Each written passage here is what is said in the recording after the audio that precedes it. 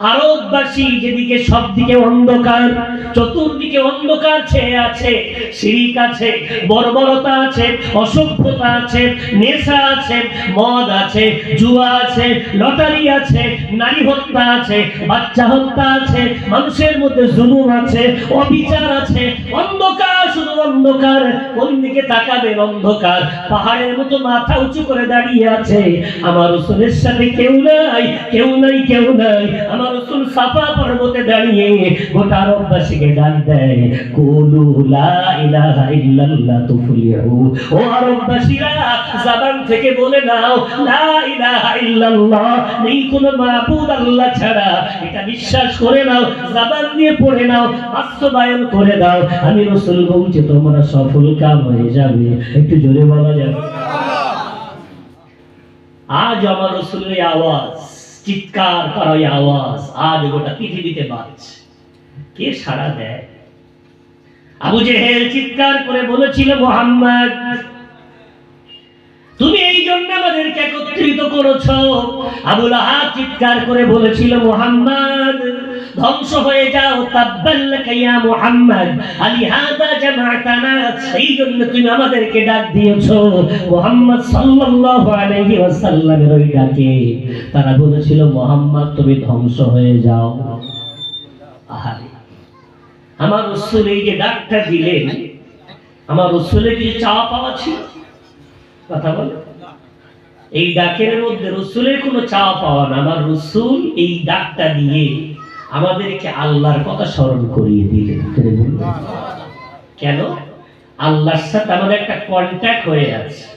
কি কন্ট্যাক্ট? রূহের জগতে আল্লাহ আমাদেরকে প্রশ্ন করেছিলেন, আলাস্তু বিরাব্বিকুম, 9 পারা 12 পৃষ্ঠা সূরাতুল আ'রাফের মধ্যে আল্লাহ বলেছেন, আমি জিজ্ঞাসা করেছিলাম সব মানবাত্মাকে, আমি কি তোমাদের রব নই?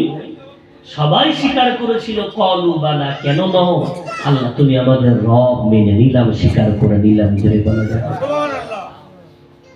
বিশ্বনবী ওই ডাকটাকে স্মরণ করিয়ে দিয়ে বিশ্বনবী হাবিবুল্লাহ জনাবে মুহাম্মদুর রাসূলুল্লাহ সাল্লাল্লাহু আলাইহি ওয়াসাল্লাম ওই ডাকটা দেওয়ার পরে আমার রাসূলের ডাকে সাড়া দিলেন কারা? একদল গরীব, একদল অসহায় দরিদ্র সাহাবারা, যাদের সমাজের মধ্যে বিরাট যোগ্যতা ছিল না, সমাজের মধ্যে বিরাট তাদের সম্পদ ছিল না, একদল গরীব অসহায় দরিদ্র, তারাই আমার রাসূলের ওই আহ্বানে সাড়া দিয়েছিলেন। একটু জোরে বলা যায়? দরিদ্র অসহায় ছাড়া দিয়েছিলেন। প্রমাণ কোথায় পাবে? বুখারী শরীফের 3য় পৃষ্ঠার হাদিস। এই হাদিসটাকে বলা হয় হাদিস হেরাক্লিয়াস, অর্থাৎ হেরাক্ল, আরবিতে তাকে বলা হয়। ও আবু সুফিয়ান, রাসূলের মক্কার এক বাসিন্দা, আবু সুফিয়ানকে প্রশ্ন করছে। আবু সুফিয়ান তখন ইসলাম আনেন। আবু সুফিয়ান মুহাম্মদকে যারা অনুসরণ করেছে তারা মক্কার সম্ভ্রান্ত পরিবারের শিক্ষিত সম্পদশালী মানুষ না দুআফা অসহায় দরিদ্র গরীব মানুষ? আবু সুফিয়ান বলেছিলেন যে মুহাম্মদকে বেশি মেনে নিয়েছে কমজোর অসহায় দরিদ্ররা। জোরে বলা সুবহানাল্লাহ। ভাইরা জি আমার, নবী মুহাম্মদ সাল্লাল্লাহু আলাইহি ওয়াসাল্লাম ওই দুর্বল একদল মানুষকে নিয়ে সংগ্রাম শুরু করলেন, চলতে শুরু করলেন। আমার রাসূল আমার আল্লাহর দাওয়াত দেওয়ার পথে মানুষদেরকে দিনের পথে ডাকতে ডাকতে ডাকতে ডাকতে সংখ্যা বাড়তে থাকে, সংখ্যা বাড়তে থাকে। নবী মুহাম্মদ সাল্লাল্লাহু আলাইহি ওয়াসাল্লাম দেখতে দেখতে 13 বছর মক্কার জীবন কাটিয়ে ফেললেন। 13 বছর কেটে গেল। এর মধ্যে অনেক জুলুম হলো, অবিচার হলো, সাহাবাদের উপরে অনেক নিপীড়ন হলো, সব দেখলেন, সহ্য করলেন। এরপর আল্লাহর হুকুম এলো, নবী মুহাম্মদ সাল্লাল্লাহু আলাইহি ওয়াসাল্লাম মক্কা থেকে মদিনার পথে হিজরত করলেন। এই হিজরতের পথে বিশ্বনবী সবচেয়ে ঐতিহাসিক যে কাজটি করলেন সেটা হলো 2টো মসজিদ বানালেন। একটা হলো মসজিদে কুবা আর একটা মসজিদে নববী। যে বলবেন সুবহানাল্লাহ। 53 বছরে আমার রাসূল একটা মসজিদ বানাননি, অথচ এই শুরু হলো যে হিজরত, মদিনার পথে হিজরত শুরু করে প্রথম মসজিদ হিজরতের পথেই মসজিদে কুবা, যারা উমরা আদায়কারী হাজীগণ জিয়ারত করতে যান, আর সেখান থেকে মদিনাতে গিয়েই রাসূল কারীম বানালেন মসজিদে নববী। বলবেন এই মসজিদ শুধু মসজিদ নয়, এই মসজিদ ছিল ইসলামের মারকাজ। এটা ছিল মানুষের, মুসলমানদের এটা হলো ইমানি কেন্দ্র। নামাজের সময় হলে ওটা হলো মসজিদ, নামাজ হয়ে যাওয়ার পর ওটাই ছিল বিশ্ব নবীর যুগের সর্বশ্রেষ্ঠ মাদ্রাসা। আবার মাদ্রাসার পড়া শেষ হয়ে যাওয়ার পর ওই মসজিদটাই ছিল পার্লামেন্ট। কাফেররা ষড়যন্ত্র করছে, মদিনা আক্রমণ করার প্ল্যান তৈরি করছে। তাদের ওই সমস্ত প্ল্যানগুলো কি করে নস্যাৎ করা যাবে, গোটা সাহাবাদেরকে নিয়ে ওই মসজিদের মধ্যেই চলছে পরামর্শ, যদি বলা যাবে না। আবার পরামর্শ সভা শেষ হওয়ার পর যতই পরামর্শ করি না কেন, আমাদের কোনো বাহুবল জনবল নেই, আমাদের বলটা হলো আমার আল্লাহর দেওয়া বল। আবার পরামর্শ সভা শেষ হয়ে যাওয়ার পর ওই মসজিদটাই হয়ে গেল খানকা। আমার রাসূল সবচেয়ে বড় পীর সাহেব, আর সাহাবারা হলো আমার রাসূলের মুরিদ। ওখানে সারা রাত ধরে ধরে তাহাজ্জুদের নামাজও চলছে, ওটা হলো খানকা। একটু জোরে বলা যাবে সুবহানাল্লাহ। প্ল্যান অনুযায়ী যুদ্ধে যাওয়া হলো, যুদ্ধ থেকে আল্লাহ বিরাট বিজয় দিলেন, মালে গনিমত অর্জন হলো।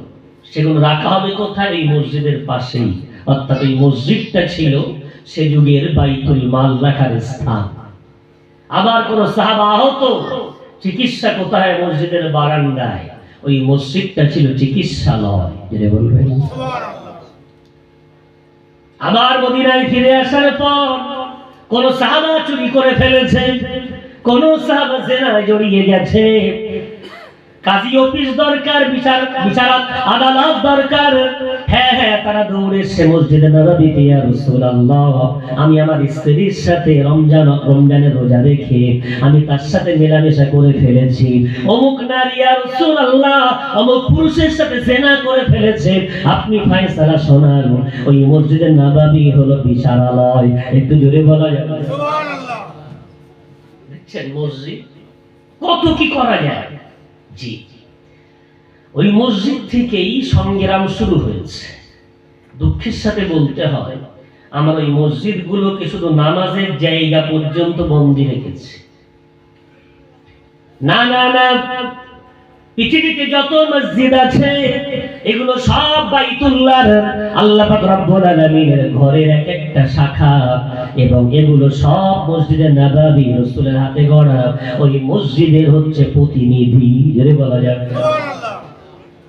এখান থেকেই সংগ্রাম হবে, এখান থেকেই অন্ধকার দূর করা হবে, এখান থেকেই দাওয়াত দিতে হবে। অসভ্য সমাজকে সভ্য পথে আনা, সমাজের আল্লাহ ভোলা মানুষকে আল্লাহর পথে আনা, নবী ভোলা মানুষকে রাসূলের পথে আনা, আহ্বান এখান থেকে শুরু হবে। কারা করবে? করব আমরা সবাই। যেটা বলবেন সুবহানাল্লাহ। শুধু ইমাম সাহেব নয়, শুধু বক্তা সাহেব নয়, শুধু মুয়াজ্জিন সাহেব নয়, শুধু আলেম সাহেব নয়। কেন আল্লাহ পাক রব্বুল আলামিন পারা নম্বর 4 পৃষ্ঠা নম্বর 3 সূরার নাম সূরাত আলী ইমরানের মধ্যে আমার আল্লাহ উম্মতে মুহাম্মাদীকে বড় ভালোবেসে সুন্দর একটা টাইটেল দিয়েছেন। রব্বুল আলামিন কত সুন্দর টাইটেল দিচ্ছেন দেখেন। আমার আল্লাহ পাক রব্বুল আলামিন বলছেন, কুনতুম খায়রা উম্মাতিন উখরিজাত লিন-নাস তা'মুরুনা বিল মা'রুফ ওয়া তানহাউনা আনিল মুনকার ওয়া তু'মিনুনা বিল্লাহ। আমার আল্লাহ বলছেন, ও নবী মুহাম্মাদের উম্মতগণেরা, আমি আল্লাহ তোমাদেরকে পৃথিবীর মধ্যে সর্বশ্রেষ্ঠ উম্মত বানালাম, কল্যাণকর উম্মত বানালাম, খায়রে উম্মত বানালাম। কেন জানো? তোমাদের মধ্যে আমি আল্লাহ 3টে গুণ প্রদান করেছি। প্রথম নাম্বার গুণ, তোমরা প্রত্যেকেই ভালো কাজের আদেশ করো। নাম্বার 2, তোমরা প্রত্যেকেই মন্দ কাজ থেকে নিষেধ করো। নাম্বার 3, তোমরা প্রত্যেকেই এক আল্লাহকে বিশ্বাস করো। ওই জন্য তোমরা প্রত্যেকেই হলে সেরা উম্মত। একটু জোরে জোরে বলেন, তোমরা প্রত্যেকেই শ্রেষ্ঠ উম্মত। নবী আর আসবে? কথা বলেন। পারা নম্বর 22 পৃষ্ঠা নম্বর 2 সূরার নাম সূরা আহজাবের মধ্যে আল্লাহ বলেন মা কানা মুহাম্মাদুন আবা আহাদিন মির রিজালিকুম ওয়ালাকিন রাসূলুল্লাহি ওয়া খাতামান নাবিয়্যিন। আর নবী আসবে না, নবী মুহাম্মদকে আখিরি নবী বানিয়ে দিয়েছি, নবীদের সিলসিলা খতম করে দিয়েছি, আর নবী আসবে না। ওই নবীর দায়িত্ব আমি আল্লাহ তোমাদের মতো উম্মতের কাঁধে তুলে দিলাম। ভালো কাজের আদেশ তোমরাই করবে, মন্দ কাজের নিষেধ তোমরাই করবে, তোমরা আল্লাহকে বিশ্বাস করবে। কেন কেন তোমরা হলে আমার নবীর উম্মত। একটু জোরে বলা যাবে? এখন এই কাজটা কতটা করতে পারছি? নবীগণ তাদের দায়িত্ব পালন করতে কোনো কুণ্ঠিত করেছেন? উত্তর না। ওই হাদিসটা মনে করে বিদায়ী হজের দিনে আমার রাসূল লক্ষ লক্ষ সাহাবা দাঁড়িয়ে আছে, আমার রাসূল দাঁড়িয়ে বলছেন ও আমার সাহাবারা, আমার কাছ থেকে হজের মাসাইল ভালো করে জেনে নাও, শরীয়তের মাসাইল ভালো করে জেনে নাও। হয়তো আর কোনোদিন এই ময়দানে তোমাদের সাথে আর আমার মোলাকাত হবে না।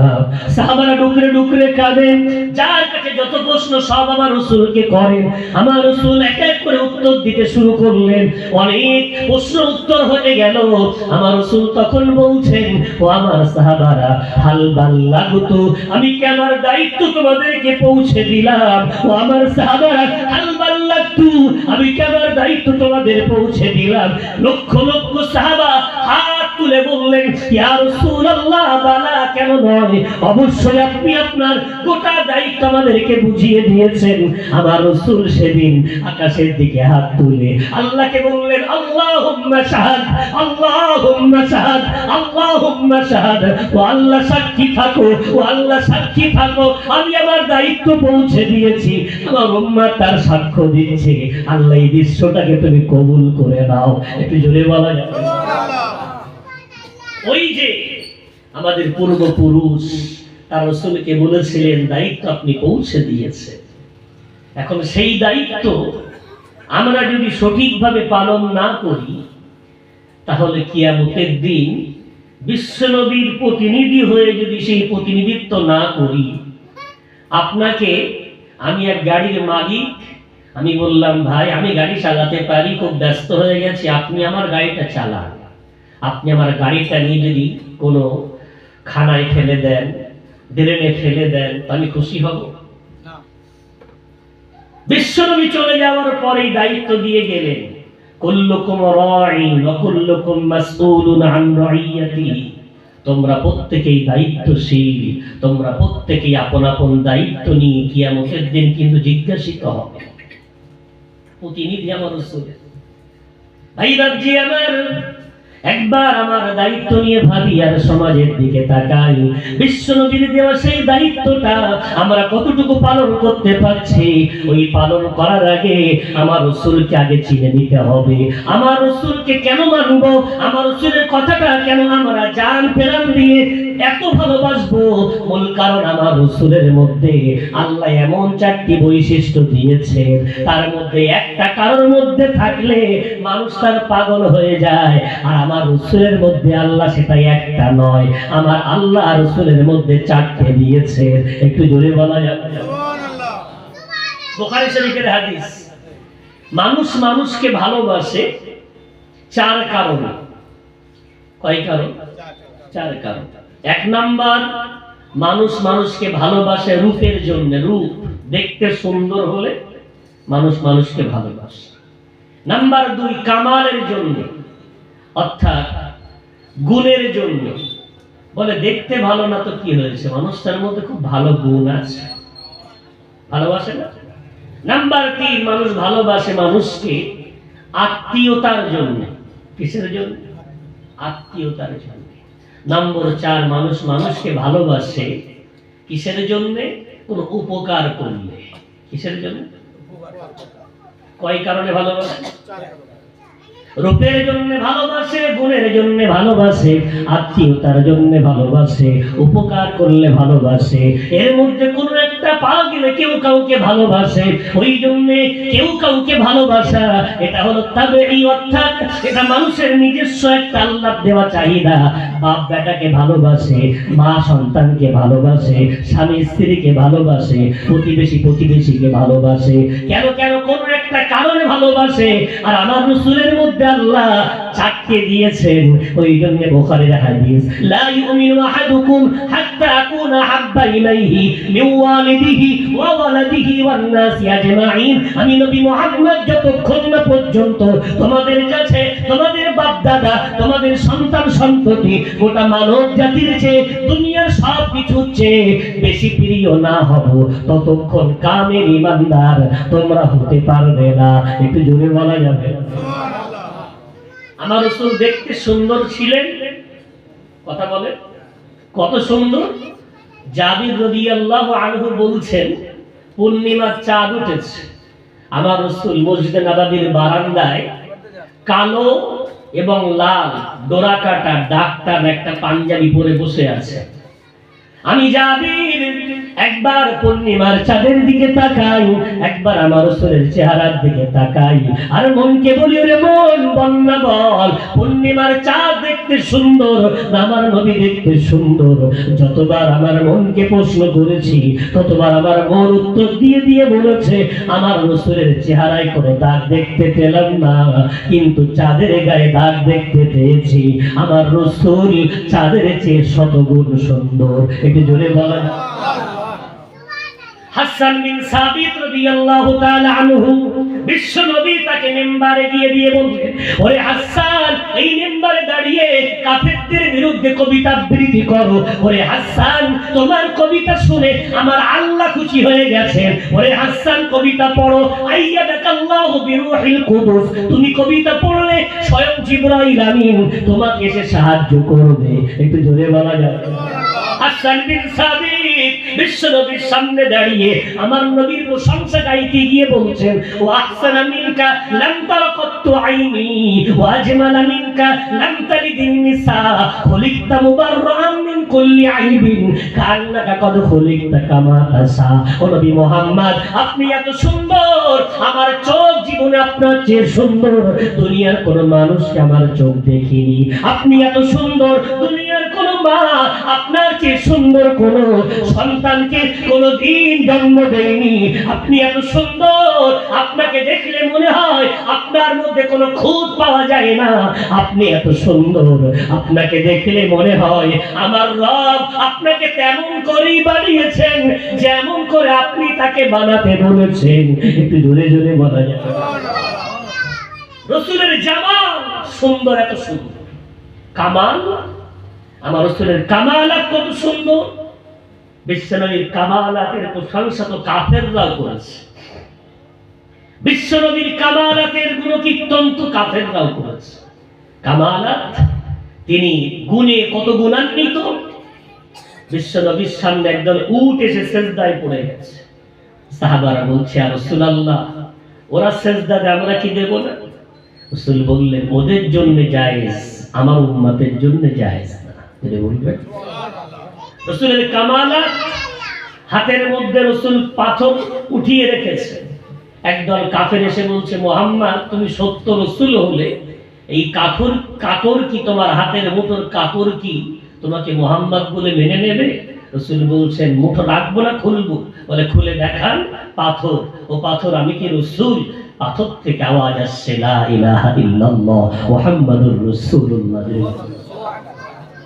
দুজন কাফের এসে রাসূল মদিনার মক্কার রাস্তায় দাঁড়িয়ে আছে, খেজুর গাছের কাঁদিতে খেজুর ধরে আছে। রাসূলকে বলছে, মুহাম্মদ, তুমি সত্য রাসূল, তার প্রমাণ কি? রাসূল বলছে, ওই কাঁদি থেকে যদি খেজুরগুলো আমার হাতে এসে আমাকে সাক্ষ্য দেয় রিসালাতের, মেনে নেবে? কাফেররা বলল, অবশ্যই। সব বুখারীর হাদিস। গাছ থেকে কাঁদি নেমে বিশ্ব নদীর কাছে এসে রাসূলের রিসালাতের সাক্ষ্য দিল, আবার আপন জায়গায় ফিরে গেল। কামালাত, ওহদের যুদ্ধ হয়ে গেছে, রাসূলের কপাল জখম হয়ে গেছে, দাঁত শহীদ হয়েছে, খুব কষ্টের সাথে রাসূল বসে আছে। জিবরাইল আমিনের আবির্ভাব, মুহাম্মদ মন খারাপ কেন? বলে আমার কওম আমাকে এত মার মারলো।